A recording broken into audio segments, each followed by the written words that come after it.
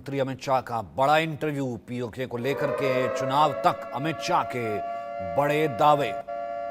सबसे बड़ा अमित शाह का इंटरव्यू, कुछ देर में एक्सक्लूसिव। पीओके को लेकर के चुनाव तक अमित शाह ने बड़े दावे। क्या यह चुनाव हिंदू मुसलमान हो गया? क्या मोदी की गारंटी चलने वाली है? 4 दौर का चुनाव हो चुका है, अब तक क्या असेसमेंट है जो कि कहे जाते हैं चाणक्य? आइए सुनते हैं। आपने चौथे राउंड के बाद कहा कि 270 हो चुके हैं आपके, तो अब अगले 3 राउंड में सिर्फ 2 सीट के लिए आप लड़ रहे हैं। देखिए, आप एक पत्रकार की दृष्टि से देख रही हैं। मैं ऐसा मानता हूं जा रही या पॉलिटिकल पार्टीज का ग्रुप जो चुनाव में जा रहा है, उसका घोषणा पत्र पर ज्यादा से ज्यादा कॉन्स्टिट्यूएंसी से जन समर्थन किसी भी सरकार को काम करने का विश्वास देता है। और स्थिरता न केवल देश, दुनिया भर में हमारे देश की 130 करोड़ की जनता की जो इच्छा है, इसकी व्याख्या करती है। तो मैं मानता हूं हमारे 400 पार के नारे को विपक्ष ने हमेशा की तरह एक शॉर्ट साइट, उनकी जो बहुत कम दूर की दृष्टि होती है, इससे देखकर इसको पॉलिटिसाइज करने का प्रयास किया है। मगर मैं निश्चित रूप से मानता हूं स्थिर सरकारें देश को ताकत देती है, स्थिर सरकारें निर्णायक कदम उठाने में सहायक होती है, स्थिर सरकारें गरीबों को कल्याण करने में सहायक होती है, स्थिर सरकारें आतंकवाद, नक्सलवाद जैसे इंटरनल सिक्योरिटी के खतरों को कुचल देने के लिए मदद रूप होती है, और स्थिर सरकारें देश के एजेंडे को और देश की स्थिति को दुनिया में बदलने में भी बहुत सहायक होती है। वो जो 400 पार का जो नारा था, उसको आप मिस इंटरप्रेट कीजिए, कुछ भी कहिए, पर ऑपोजिशन ने तो कहा था कि आप रिजर्वेशन हटाने के लिए कर रहे हैं, आप मुसलमानों के हक को छीनने की बात कर रहे हैं, उनका जो रिजर्वेशन है उसे हटाने के लिए कर रहे हैं। ये बात ग्राउंड लेवल तक जा चुकी थी। तो चौथे राउंड तक आप क्या कहेंगे कि क्या ये अगर आप कह रहे हैं कि निर्णायक जो कदम है उसके लिए था, not for taking out reservation? देखिए, इसमें मैं आपको इतना ही बता सकता हूं कि जब विपक्ष इतनी ओछी राजनीति करता है तो हम तो रिसीविंग एंड पर हैं। मगर हमने देश की जनता के सामने बहुत अच्छे तरीके से स्पष्ट किया है कि अगर हमारा उद्देश्य आरक्षण हटाना होता तो 10 साल से हमारे पास बहुमत था, इस देश की जनता ने ही दिया था, हमने तो वो नहीं किया। और जहां तक मुसलमानों के आरक्षण का सवाल है, मैं आज भी फर्म हूं कि धर्म के आधार पर इस देश में आरक्षण नहीं होना चाहिए। ये संविधान की स्कीम नहीं है, संविधान इससे सहमत नहीं है, और भारतीय जनता पार्टी धर्म के आधार पर आरक्षण नहीं होने। आपने कहा कि 400 का जो टारगेट था वो आतंक और नक्सलवाद जैसे को कुचलने के लिए, ऐसे रीजंस के लिए था, लेकिन हिमंता जी ने कहा कि 400 पार का नारा जो है मथुरा में कृष्ण जन्मभूमि, काशी में ज्ञानवापी हटाकर विश्वनाथ मंदिर, और पीओके को पूर्ण तरह भारत के साथ जोड़ने के लिए, इसलिए 400 का नारा। देखिए, पीओ को पाक ऑक्यूपाई कश्मीर का जहां तक सवाल है, ये केवल भारतीय जनता पार्टी नहीं, देश की संसद का कमिटमेंट है कि पाक ऑक्यूपाई कश्मीर भारत का हिस्सा है और इस पर हमारा अधिकार है। इसको कोई झुठला नहीं सकता। ये आज जो फारूक अब्दुल्ला जी और कांग्रेस के नेता कह रहे हैं कि पाकिस्तान के पास एटम बम है, तो उनको सम्मान करिए, पाक ऑक्यूपाई कश्मीर का डिमांड न करिए। मैं उनको पूछना चाहता हूं कि 130 करोड़ की आबादी वाला, जनसंख्या वाला एटॉमिक पावर भारत, ये महान देश, क्या किसी से डरकर अपने अधिकार जाने देगा? किस प्रकार की सोच है? और राहुल बाबा ने देश की जनता के सामने एक्सप्लेन करना चाहिए, इनके अलायंस के नेता और इनकी पार्टी के नेता क्या कहना चाहते हैं। पाकिस्तान का सम्मान करो मतलब क्या? पाक ऑक्यूपाई कश्मीर जाने दे? वो कभी नहीं हो सकता। मैं पूर्णतया इस बात पर भारतीय जनता पार्टी का मत रखता हूं कि भारतीय जनता पार्टी मानती है कि पाक ऑक्यूपाई कश्मीर हमारा है और हमें ही मिलना चाहिए, और वो नहीं आता है तब तक हम सबका दायित्व अधूरा है। पर कोई प्रोएक्टिव कदम आज तक लिया नहीं है देखिए, सरकार आपके ने। इंटरव्यू में बताकर प्रोएक्टिव कदम नहीं उठाए जाते, उचित समय पर देश की और दुनिया की स्थिति देखकर, मगर ये हमने हमारा एक लक्ष्य तय किया है। पर वहां पर पहली बार वहां पर आजादी के नारे लग रहे हैं, वहां पर भारी तादाद में पाकिस्तान फौज भेज रही है वहां पे जो अपराइजिंग है उसे कुचलने के लिए, और भारत की तरफ से कोई मतलब चाहे सरकार हो या फिर कश्मीरी लीडर्स हैं वो कुछ नहीं कहते। जब भारत में ऐसे पथराव होते थे, प्रोटेस्ट होते थे, वहां के राजनेता हमेशा कहते थे हम वी आर विद यू, हमारी नैतिक जिम्मेदारी है आपको सपोर्ट करना। देखिए, वहां के डिस्प्यूट्स के आधार पर पाक ऑक्यूपाई कश्मीर का हमारा अधिकार हम जताना नहीं चाहते। वहां मिसमैनेजमेंट है, बैड गवर्नेंस है, वो उनका विषय है, परंतु पाक ऑक्यूपाई कश्मीर हमारा है, क्योंकि पूरे कश्मीर का मर्जर भारतीय संघ के साथ हुआ है। वो अधिकार को कैसे लेना वो भारत का सवाल है, वहां के मिसमैनेजमेंट का सवाल नहीं। और हिमंता जी ने जो कहा था कि ज्ञानवापी की जगह विश्वनाथ मंदिर और कृष्ण जन्मभूमि, ये भी 400 का नंबर जो है टारगेट उसके लिए। देखिए, वो दोनों केस सुप्रीम कोर्ट के सामने है, सुप्रीम कोर्ट नहीं, न्यायालय के सामने किसी न किसी स्तर पर पड़े हैं, लंबित है, न्यायालय ने इसका संज्ञान भी लिया है।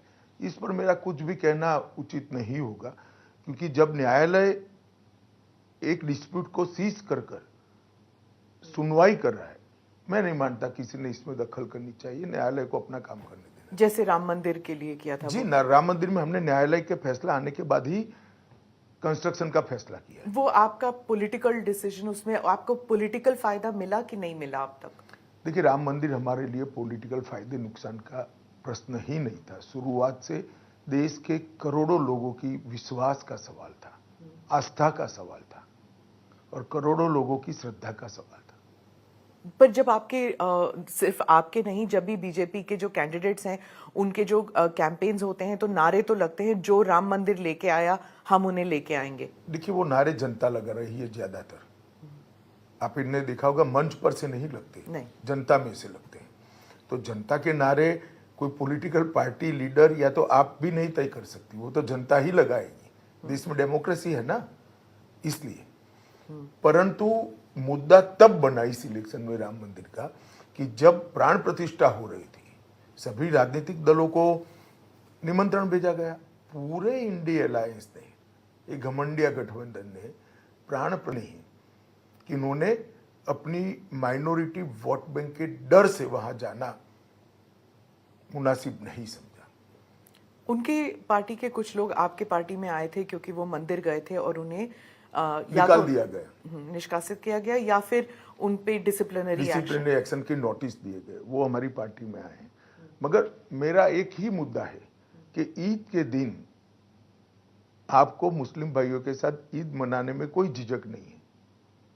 आप मुस्लिम नहीं हो तो भी, मगर हिंदू होते हुए राम मंदिर की प्राण प्रतिष्ठा में नहीं जाते हैं क्योंकि मुस्लिम वोट बैंक आपसे नाराज हो जाएगी। किस तरह की पॉलिटिक्स है? आप अपनी खुद की आइडेंटिटी के साथ कर रहे हैं, छल कर रहे हैं। अमित शाह जी, कई एक्सपर्ट्स हैं वो कह रहे हैं कि जब पहले 2 राउंड या तीसरे राउंड तक नैरेटिव जो था वो मच्छी, मटन, मुस्लिम, मंगलसूत्र पे था, और अब जाके महिला पर है कि 2024 की जो इलेक्शन की जो चाबी है वो महिला वोटर के पास है। देखिए, सारे नैरेटिव आप लोग बनाते हैं, आप लोग तोड़ते हैं, आप लोग गढ़ते हैं। भारतीय जनता पार्टी का और एनडीए का एजेंडा बहुत स्पष्ट है। 10 साल में मोदी जी ने गरीब कल्याण के लिए ढेर सारे काम किए हैं। 10 साल में देश के चहुमुखी विकास के लिए हमने बहुत काम किए हैं। 10 साल में देश सुरक्षित हुआ है, 10 साल में देश समृद्ध हुआ है, और 10 साल में ढेर सारी जिद्दी टाइप की समस्याओं से देश को निजात मिली है। और यही हमारे इलेक्शन का एजेंडा है कि भारत का गौरव पूरी दुनिया में बढ़ा है, और वो मोदी जी के एफर्ट्स के कारण, उनकी क्षमता के कारण, उनकी संवेदनशीलता के कारण और एजेंडा को नीचे तक पहुंचाने के इनके स्वभाव के कारण हुआ है। पर ये सिर्फ नैरेटिव की बात नहीं है, जो फर्स्ट 3 राउंड्स की बात है, वहां पर महिला वोटर्स जो हैं, बहुत से लोग कह रहे हैं कि महिला वोटर्स जो हैं वो अपने पुरुष वोटर्स के संख्या में ज्यादा आए हैं, और फिर जो पहले जो करते थे, जो पुरुष फैमिली के किसी सदस्य ने कह दिया कि यहाँ वोट डालना है, उस हिसाब से नहीं कर रहे, उनका अपना मन है। नहीं तो अगर ऐसा है तो अच्छी ही बात है। देश की माताओं बहनों ने अपनी इच्छा के अनुसार वोट देना ही चाहिए। क्या आपके कोई ऐसे पॉलिसीज हैं कि लाभार्थी जो है वो महिलाएं हैं, इसलिए? लाभार्थी छोड़िए ना स्मिता जी, आज तो आप मुझे बैठकर सवाल कर रही हैं, कल हो सकता है आप संसद में बैठकर सरकार को सवाल पूछे या विपक्ष को सवाल पूछे, क्योंकि 33% रिजर्वेशन इतने सालों से और किसी ने नहीं किया।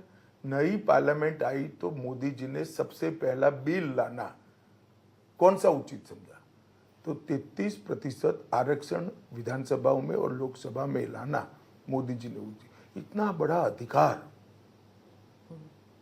मोदी जी ने इतने सालों के बाद देने का काम किया। पर हम ये इंटरव्यू बंगाल में कर रहे हैं, यहीं पे संदेश खाली का इंसिडेंट हुआ था, और यहाँ पे मुख्यमंत्री जो हैं वो महिलाएं हैं, उन्होंने कहा कि जो संदेश खाली का इंसिडेंट था वो बीजेपी का षड्यंत्र था, उनसे रचा गया ये खेल था। देखिए, मैं कई बार बता चुका हूँ, ममता बनर्जी जी ने अपनी कार्यशैली डेवलप की है। पहले अत्याचार कराइए, जब अत्याचार करिए और होने दीजिए, और अत्याचार से जब लोग परेशान हो जाते हैं, उसको उजागर करते हैं, सार्वजनिक करते हैं, तो वो छिपाने के लिए फिर से अत्याचार करिए। संदेश खाली इसका क्लासिक एग्जाम्पल है।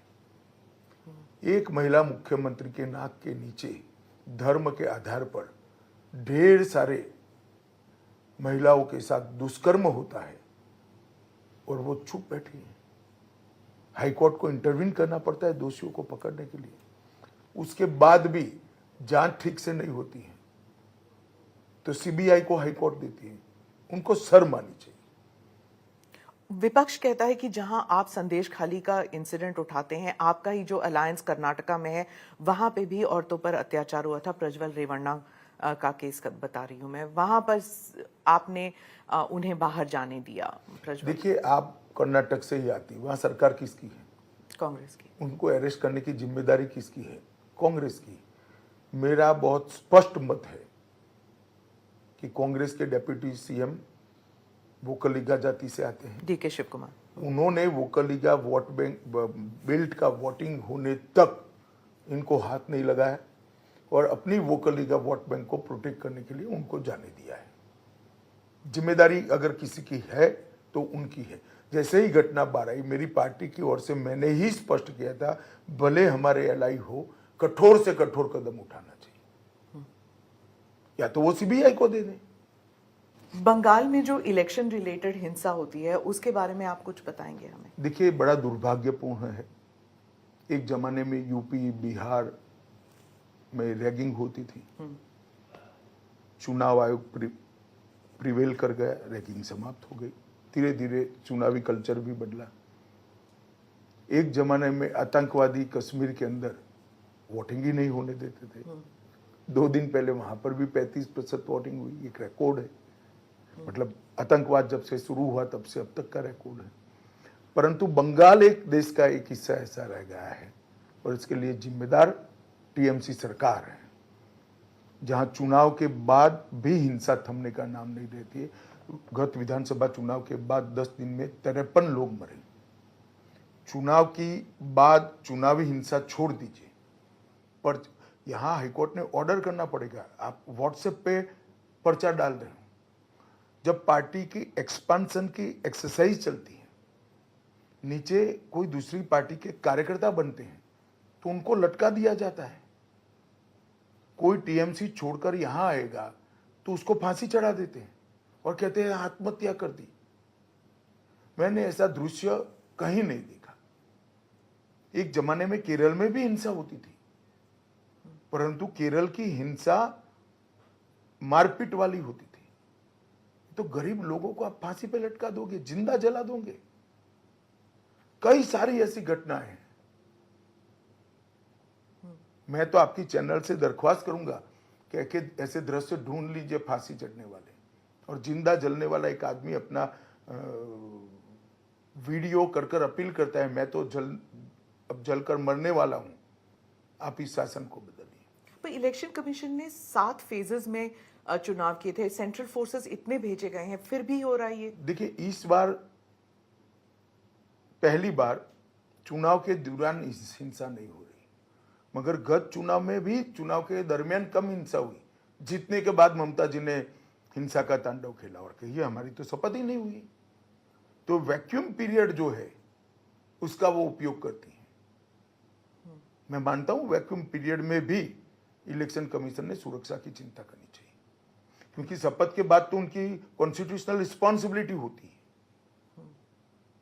जब तक वैक्यूम पीरियड है इसकी चिंता करनी चाहिए। ममता बनर्जी जो हैं वो हर एक रैली में कहती हैं कि सीए का फॉर्म मत साइन कीजिए, आपको नागरिकता नहीं मिलेगी, और आप कहते हैं कि डरना नहीं चाहिए। सत्य देखिए, आज ही मैं आपको एडवांस में समाचार दे रहा हूं, दिल्ली में प्रथम 300 लोगों को नागरिकता मिलने जा रही है। सीए देश का कानून है स्मिता जी, और इसको इस तरह से झुठलाया नहीं जा सकता। जो हिंदू, सिख, बौद्ध, जैन, क्रिश्चियन भारत, पाकिस्तान, बांग्लादेश और अफगानिस्तान से आए, वो सारे लोग 2014 के पहले जो शरणार्थी बनकर आए, उनका अधिकार है, डॉक्यूमेंट हो न हो उनको नागरिकता मिलेगी। आपने कहा कि अगर बंगाल में बीजेपी को 30 से ज्यादा सीट मिलती है, 30 या उससे ज्यादा सीट मिलती है, तो ममता बनर्जी की सरकार नहीं रहेगी। ऐसे कैसे? उनकी खुद की सरकार में उनकी कार्य पद्धति और भतीजे को तवज्जो देने के कारण ढेर सारा असंतोष हम देख रहे हैं, और जनता का जनादेश अपने आप में बहुत महत्वपूर्ण चीज होती है। एक बार जनता का जनादेश कंप्लीटली इनके खिलाफ जाएगा, बंगाल के अंदर निश्चित रूप से हमें कुछ करने की ही जरूरत नहीं पड़ेगी। 18 सीट में पोलिंग हो चुकी है इस राज्य में, कितनी सीट आप कहते हैं? मैं अभी भी मेरी बात पर कायम हूं, हम 24 से 30 सीट जीतेंगे, और निश्चित रूप से बंगाल की जनता इस बार बहुमत सीट नरेंद्र मोदी जी को देने जा रही है। क्या यही कारण है कि ममता बनर्जी जो है वो इंडिया अलायंस पार्टनर्स के राज्यों में जाके प्रचार बिल्कुल नहीं कर रही? हालांकि इंडिया नाम ही शायद उन्होंने दिया था, वो एटलीस्ट वो क्लेम करती हैं, पर उन्होंने कोई प्रचार नहीं किया। वो सिंगल फोकस इसी राज्य में रुकी हुई हैं। शायद उनका प्रचार का बाकी राज्यों में डिमांड भी नहीं होगा, और उनको लगता है कि यहाँ अपना घर बचाना बहुत जरूरी है। दोनों चीजें हैं। उड़ीसा में भी नहीं गई हैं। उनका संबंध जो है नवीन बाबू के साथ थोड़ा सा खट्टा मीठा रहा है इन द पास्ट। ओडिशा आप जा रहे हैं, वहां का आप बताइए कि वहां चल क्या रहा था, क्योंकि नवीन बाबू जो हैं वो अपना प्रीवियस रिकॉर्ड तोड़ना चाहते हैं। साइमल्टेनियस इलेक्शंस हो रहे हैं वहां पर, तो बीजेपी का क्या वहां पे क्या रणनीति है? देखिए स्मिता जी, एक बात समझ लीजिए, ये बात को नवीन बाबू ने भी स्वीकार करना चाहिए कि ओडिशा देश के बाकी हिस्सों की कंपैरिजन में इतना विकसित नहीं हुआ जितना बाकी के स्थिर सरकारों वाले राज्यों का विकास हुआ है। चाहे गुजरात हो, महाराष्ट्र हो, मध्य प्रदेश हो, छत्तीसगढ़ हो, उत्तर प्रदेश हो, हिमाचल हो, वहां इतना विकास नहीं हुआ है। पर 15 साल तो स्थिर सरकार थी वहां पे, फिर भी नहीं हुआ, इसलिए जनता बदलाव चाहती। एक दूसरा, मैं मानता हूं कि ओडिशा के प्राइड का मुद्दा भी बहुत महत्वपूर्ण हुआ है। लोगों को कहीं ना कहीं लगता है कि नवीन बाबू के पीछे से सरकार कोई और चला रहा है। उड़िया भाषा, उड़िया कल्चर और उड़िया साहित्य और कला, इसके प्राइड का इश्यू बहुत बड़ा हुआ है। और जिस प्रकार से प्रशासन ने राम जन्मभूमि के प्राण प्रतिष्ठा में सरकार का उपयोग कर लोक उत्सव में लोगों की हिस्सेदारी रोकने के लिए प्रयास किया, इससे भी लोग बहुत खफा है, नाराज है। उड़िया प्राइड की बात करें तो वो कहते हैं कि आपकी पार्टी में कोई चेहरा नहीं है जो नवीन पटनायक के मुकाबले कोई चीफ मिनिस्टर कैंडिडेट बन सके। चले, जनता जब मन बनाती है तब चेहरे दिखाई नहीं पड़ते हैं, जनता ही ढूंढ देती है। हमारे पास अच्छा नेतृत्व है, कई सारे लोग हैं, सक्षम लोग हैं, अनुभवी लोग हैं, 20-20 साल से राजनीति में अलग अलग जिम्मेदारी संभाले हुए लोग हैं। उनके पार्टी से भी कई सारे एक्सपीरियंस लोग हमारे यहाँ ज्वाइन कर चुके, कई साल पहले ज्वाइन कर चुके हैं। तो हमारे पास लीडरशिप क्राइसिस नहीं है। बिहार में क्या आपको गठबंधन का नुकसान होगा या फायदा, क्योंकि एंटी इनकम्बेंसी नीतीश कुमार के अगेंस्ट काफी दिख रहा है ग्राउंड पे। ये चुनाव मोदी जी को प्रधानमंत्री बनाने का है और हमारे गठबंधन की स्ट्रेंथ भी बहुत अच्छी है। हम निश्चित रूप से बिहार में हमारा गत चुनाव का जो परफॉर्मेंस था उसको रिपीट करेंगे। इंडिया अलायंस के पार्टनर्स बिहार में भी प्रचार करेंगे, यूपी में भी प्रचार करेंगे। तो मैं हिंदी बेल्ट पे आती हूँ। जो उत्तर प्रदेश में इंडिया अलायंस में एक नई जान आ गई है जब से केजरीवाल आए हैं, उनका नैरेटिव थोड़ा अग्रेसिव हो गया है, क्या ये आप मानते हैं? अभी तो वो कोई अलग इश्यू में ही फंसे हैं, थोड़ा इनको फ्री हो जाने दीजिए, बाद में देखो क्या होता है। पर वो जिस इशू में फंसे हैं वो राज्यसभा की मेंबर हैं स्वाति जी। देखिए, मैं इस पर टिप्पणी करना नहीं चाहता। अगर कोई पुलिस को कंप्लेन करता है तो पुलिस उसका संज्ञान देगी, मगर मैं इतना ही कहता हूं कि अभी उनको बेचारे को जिस इश्यू में फंसे इससे निपटारा लाने दीजिए, काहे को ये सब में उलझाती है आप। पर वो है ना 20 दिन और बाहर हैं, उन्होंने कहा है कि अगर इश्यू अभी तो चल रहा है ना, देखिए कितना चलता है। वो कैंपेन में तो कह रहे हैं कि अगर झाड़ू पे वोट लगेगा तो उन्हें जेल जाने की जरूरत नहीं होगी। देखिए, तो मैं तो मानता हूं कि सुप्रीम कोर्ट का स्पष्ट रूप से कंटेम्प्ट है। इनका कहने का मतलब है जो विजयी होता है सुप्रीम कोर्ट उनको दोषी होने के बावजूद भी जेल नहीं भेजती। अब जिन जज साहबों ने उनको जमानत दी है उनको ये सोचना है कि उनके जजमेंट का क्या उपयोग या दुरुपयोग हो रहा है। आप उस जजमेंट के बारे में क्या कहेंगे? Interim bell. देखिए, सुप्रीम कोर्ट को अधिकार है न्याय की व्याख्या करने का, पर पहली बार हो रहा है कि मगर मैं मानता हूं कि रूटीन और नॉर्मल प्रकार का जुडिशियल जजमेंट नहीं है। काफी लोग देश में मानते हैं कि स्पेशल ट्रीटमेंट दिया गया है। केजरीवाल जी कह रहे हैं कि आप लोगों ने इतने कैमरा लगाए हुए थे, पीएमओ तक में कैमरा का एक फीड जा रहा था, वो सब देख रहे थे कि ये केजरीवाल जी टूटते हैं कि नहीं, और वो कह रहे हैं कि मैं टूटा नहीं हूं और वो बीजेपी मेरे से इतना डरती है। लगाए हैं तिहाड़ में। तिहाड़ उनके पास है, हमारे पास नहीं है। ये कंटिन्यूअसली झूठ बोलते हैं। जेल प्रशासन दिल्ली सरकार के हाथ में, केजरीवाल जी के हाथ में, गृह मंत्रालय के हाथ में नहीं है। पर वो मतलब दिन में कम से कम 3 बयान आते हैं केजरीवाल जी से, और उन्होंने इंडिया अलायंस का नैरेटिव कब्जा कर लिया, क्योंकि वो कहते हैं पहले कि प्रधानमंत्री फुल टर्म नहीं रहेंगे तो मोदी की गारंटी नहीं, वो अमित शाह जी की गारंटी बन जाएगी क्योंकि कमान आप संभालेंगे। चलिए, आप इतने सीरियसली ले रहे हैं, वो सिर्फ 22 सीट लड़ रहे हैं देश में।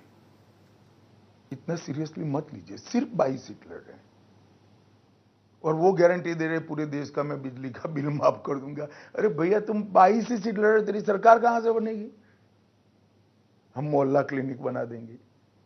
और मैं कई बार स्पष्ट कर चुका हूं, फिर से स्पष्ट करना चाहता हूं, 29 तक मोदी जी ही रहेंगे और केजरीवाल आपके लिए कोई अच्छा समाचार नहीं है। 29 के बाद भी मोदी जी ही हमारे चुनाव अभियानों का नेता है, उनके नेतृत्व में ही हम चुनाव लड़ेंगे। महाराष्ट्र पे पूछती हूँ, महाराष्ट्र में आपकी पार्टी पर इल्जाम है कि आपने रीजनल पार्टीज को तोड़ा है, चाहे एनसीपी और हमने शिवसेना। नहीं तोड़ा है। मुझे 2 बात का जवाब दीजिए। अगर शरद पवार जी अजीत पवार को अपना वारिस बनाते तो पार्टी टूटती क्या? और उद्धव जी अपने बेटे की जगह एकनाथ शिंदे को महत्व देते तो पार्टी टूटती क्या? ये उद्धव जी के बेटे प्रेम के कारण और शरद पवार जी के बेटी प्रेम के कारण उनकी खुद की पार्टियां टूटी है। खाम पर इल्जाम लगा रहे हैं। वो ऐसी व्यवस्था चाहते हैं राजाशाही जैसी कि बाप के बाद बेटा या बेटी ही उत्तराधिकारी बने। अब है तो लोकतंत्र इस देश में, तो काफी लोग इसको स्वीकार नहीं करते हैं, वो अलग हो रहे हैं। ये रीजनल पार्टीज के साथ होता है ना, सभी रीजनल पार्टीज में परिवारवाद तो जो सभी जगह से अलग खेमे बनते हैं, इसमें असामाजिक क्या है? क्योंकि शरद पवार जी कहते हैं कि अब वक्त आ गया है महाराष्ट्र में और बाकी राज्यों में भी जो रीजनल पार्टीज हैं वो कांग्रेस में they should merge with the Congress. तो इसका मतलब शरद पवार जी स्वीकार कर चुके हैं कि सुप्रिया जी पार्टी नहीं चला सकती। पार्टी चलाने के लिए नहीं कहा, उन्होंने कहा कि कांग्रेस पार्टी को स्ट्रेंथन करने का वक्त आ गया है। भाई कोई अपनी पार्टी को आप मृत्यु कर कांग्रेस पार्टी को कब स्ट्रेंथ करेगा, जब अपनी पार्टी चलने की स्थिति में नहीं होती है। तो इतने सालों से क्यों नहीं किया शरद पवार जी ने, बताइए मुझे। आप गारंटीज की बात कर रहे थे, आपने कांग्रेस की गारंटीज को चाइनीज गारंटीज कहा। पीओके की तो बात चल ही रही थी, आप चाइना को भी लेके आ गए कॉन्वर्सेशन में। नहीं, चाइनीज गारंटी मैंने टिकाऊपना के आधार पर कहा है, ये सच नहीं होता है। मैं बताता हूं, मैं अभी तेलंगाना गया था, वहां की महिलाएं राह देख रही हैं कि हमारा 12,000 रुपया कब आएगा। वहां के किसान 2 लाख के कर्ज माफी की राह देख रहे हैं। वहां की बच्चियां स्कूटी की राह देख रही हैं, जो रेवंत रेड्डी ने प्रॉमिस किया ना राहुल जी ने किया था, उनकी गारंटी थी। अब ढूंढ रहे हैं राहुल जी को। वो तो दक्षिण में चुनाव खत्म हो गए, राहुल जी अब उत्तर में आ गए। उत्तर में आ गए, मगर दक्षिण में था तब भी तो वो जाते थे। तो इसलिए मैं कहता हूं ये गारंटी का कोई मतलब नहीं है। ये चुनाव तक बोलते हैं फिर भूल जाते हैं। दक्षिण में आपने कहा था कि सिंगल लार्जेस्ट पार्टी उभर के आएगी बीजेपी, और विपक्ष कहता है दक्षिण में बीजेपी साफ और उत्तर में हाफ। देखिए, मैं अपने बयान पर कायम हूं। कर्नाटक, तेलंगाना, आंध्र प्रदेश, केरल और तमिलनाडु, ये 5 राज्य मिलकर जितनी सीटें हैं, इसमें भारतीय जनता पार्टी सबसे बड़ा दल बनकर बाहर आएगा इस चुनाव में। उत्तर प्रदेश में अब प्रचार इट हैज पिक्ड अप, आप वहां पर कितनी सीट कहते हैं अपने आप? हम सीटों में बढ़ोतरी करेंगे हमारी। कितने वो अभी कह नहीं सकते, 3 चरण बाकी है, परंतु गत चुनाव में हमें 65 सीटें मिली थी, हम इससे और आगे जाएंगे। अब रायबरेली में आपने प्रचार किया, वहां पर आपने कहा कि जो सोनिया गांधी हैं उन्होंने अपना एमपी लेड फंड्स जो हैं वो सिर्फ माइनॉरिटी किया है। अगर किया तो फिर उसमें क्या बुराई है? आपके वाक्य को ही मैं एलोबरेट कर, सिर्फ माइनॉरिटी पर आपत्ति है, बाकी के वोटर आपके नहीं है क्या? टेकन फॉर ग्रांटेड ले रहे हैं आप? इतना ही छोटा सा सवाल है।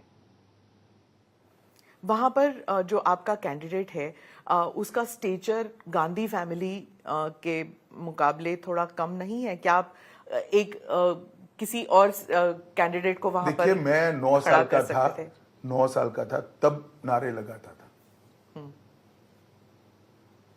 इमरजेंसी के खिलाफ। थोड़ा बड़ा हुआ, हम आसाम के नरसंहार के लिए नारे लगाते थे। आसाम की गलियां सुनिए, इंदिरा गांधी खूनी है। स्ट्रेचर देश की जनता बनाती है, कहीं जन्म लेने से नहीं बनता है स्मिता जी। हम सब सामान्य परिवार से जन्म लिए हैं, हमने जनता ने बड़ा किया है। तो लोकतंत्र का मतलब क्या है? और मेरी बात याद रखिए, आप जो कहते हैं कि जिनका स्ट्रेचर कम है, वो दिनेश प्रताप सिंह राहुल गांधी के सामने चुनाव जीत कर आए। वहां पर प्रियंका गांधी जब कैंपेन कर रही है, वो भी इमोशनल अपील कर रही हैं कि जब मैं छोटी थी तब मैं अपने पिताजी को लेके आई थी, जब उनकी मृत्यु हुई थी, उनको मारा गया था। ही वॉज इन पीसेस, उन्होंने ये कहा। उन्होंने अपनी दादी का जिक्र किया कि हमारे परिवार ने भी खून बहाया है इस देश के लिए। तो हम पे क्या इल्जाम लगाते हैं आप? हमको क्या सिखाते हैं देशभक्ति? नहीं, हम नहीं सिखाते उनको। सिखाया तो उनको जाता है जो सीख सकते हैं, हम कहाँ सिखाते हैं भाई? हमारा कोई ऐसा गुरु नहीं है कि वो देशभक्त नहीं है, हम अकेले देशभक्त हैं। सबने अपने देश के लिए काम करना चाहिए। वो ये भी कहती हैं कि मुझे कहा जाता है कि मेरा परिवार यहाँ आता नहीं है रायबरेली में, यहाँ पे तो मैं आती हूँ। गृह मंत्री को कैसे पता कि मैं यहाँ आती हूँ कि नहीं आती हूँ? क्योंकि आपने कहा था सार्वजनिक है भाई, आपके ही लोग बता देते हैं, एनआई वाले ही बता देते हैं। मत बताइए आप, अगर उनको आपत्ति है तो मुझे कैसे पता चला हो? गांधी परिवार जो है वो अमेठी में नहीं लड़ा, रायबरेली में लड़ रहा है, इसे आप कैसे देखते हैं? देखिए, कोई भी चुनाव तो कहीं पर से लड़ सकता है, मगर राहुल गांधी जी ने वायनाड से वोटिंग के पहले कह देना चाहिए था कि मैं 2 जगह से लड़ने वाला हूं। ये हाइड करना मेरे हिसाब से ठीक नहीं है लोकतांत्रिक दृष्टि से। वो भी वो कर सकते हैं, परंतु मुझे ठीक नहीं लगता। पर वायनाड की जनता को कहना चाहिए कि मैं 2 जगह से लड़ने वाला हूं, आप आपका फैसला करिएगा, इसमें क्या आपत्ति हो सकती। वायनाड का चुनाव पैक होने के बाद जब पोस्ट पोल सर्वे की जानकारी में खतरा दिखता है और फिर आप रायबरेली आते हो, तो मैं मानता हूं वायनाड के मतदाताओं के साथ अच्छा नहीं है। राहुल गांधी से आपने 5 सवाल पूछे थे, क्या उम्मीद है कि वो जवाब देंगे? अब वो बड़े लोग हैं भाई, मुझे मालूम नहीं है, मगर मैंने सार्वजनिक रूप से पूछा है, मुझे लगता है उनको जवाब देना चाहिए। आप उन्हें बड़े लोग कहते हैं, उन्होंने तो कहा कि हम डिबेट करना चाहते हैं, लेकिन बीजेपी समझती है कि प्रधानमंत्री, गृह मंत्री सब बहुत बड़े लोग हैं, वो डिबेट नहीं करेंगे गांधी परिवार के किसी भी। मैं तो आपके साथ डिबेट ही कर रहा हूँ, मैंने उनको आपके साथ बैठकर ऐसे डिबेट करते हुए नहीं देखा है। उन्होंने इंटरव्यू दिए नहीं है इस बार, कोई मीडिया प्लानिंग उनका अलग देखते हैं आप? नहीं, मैं नहीं इतना एनालिसिस करता, मैं मेरी पार्टी की चिंता करता हूँ। उन्होंने कई जगह कहा है कि जो इंडिया में जो पद्धति है, चाहे अग्निवीर स्कीम हो या फिर आईआईटी वगैरह, उसमें क्या हो, उन्होंने जाति के बारे में कहा है कि जो अपर कास्ट के आईएएस ऑफिसर्स वगैरह हैं वो जो पेपर बनाते हैं उसकी वजह से जो ओबीसी या फिर दलित परिवार के बच्चे हैं वो नहीं वो आंसर्स दे सकते उसके। स्मिता जी, इनको कुछ जमीनी हकीकत मालूम नहीं है, चाहे स्टेट का कैडर हो चाहे ऑल इंडिया कैडर हो, सबके लिए रिजर्वेशन है, उनका कोटा है, तो बरोबर उनके कोटा के हिसाब से, उनकी कोटा के अनुपात में उनका सिलेक्शन होता है। इनको मालूम पेपर सेटिंग से क्या लेन देन है। एससी बच्चा है, ऑल इंडिया सर्विस में आता है या स्टेट की सर्विस में एग्जामिनेशन देता है, तो उसका कोटा तय है। पेपर सेटिंग से इसका कोई लेन देन नहीं है। इनको साहब पित्रोड़ा साहब ने लिखकर भेज दिया है, कोई कारा गोला ऐसा कुछ था, मैंने भी सुना था कुछ, तो वो यहां बोलने लगे। हमारे संविधान ने रिजर्वेशन दिया हुआ है, उनको याद नहीं है शायद। वो कहते हैं कि रिजर्वेशन जो है वो फिक्स्ड है, क्योंकि जो अपर कास्ट के लोग हैं वही हैं, चाहे आईएएस हो, चाहे मीडिया हो, चाहे इंडस्ट्री हो। फिक्स्ड है तो फिक्स्ड लोग तो आते ही है, वो तो कहते कोई आता ही नहीं है।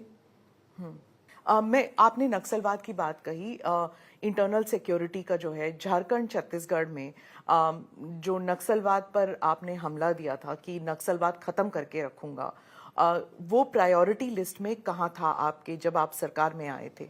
देखिए, एक जमाना था जब तिरुपति टू पशुपति ये नारा नक्सलीज देते थे।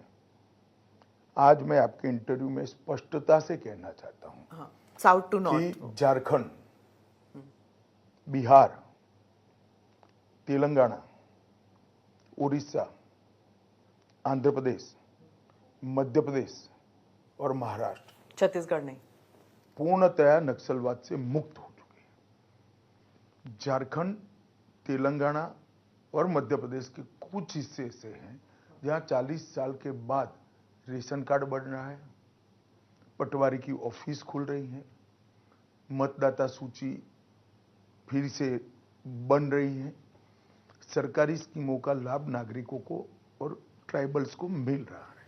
40 साल के बाद पूरा पहाड़ कर एक जगह है झारखंड में, आप जाकर आइए। और हमारी सिक्योरिटी फोर्सेस ने 51 दिन तक ऑपरेशन कर पूरा पहाड़ को कंप्लीटली नक्सलियों से मुक्त करा है। अब छत्तीसगढ़ के 3-4 जिलों में ये समस्या बची है। मैं मानता हूं कि अगले 2 साल में, 3 साल में देश नक्सल समस्या से मुक्त हो जाएगा। और छत्तीसगढ़ में भी भारतीय जनता पार्टी की सरकार आने के बाद 4.5 महीने में 112 नक्सली मारे गए हैं, लगभग 450 सरेंडर हुए हैं और 153 अरेस्ट हुए हैं। इतना बड़ा अभियान ये 5 महीने में लिया है, जो कांग्रेस की सरकार थी तब स्थगित आ गई थी। और on the contrary Congress party ये कह रही है कि फेक एनकाउंटर हो रहे।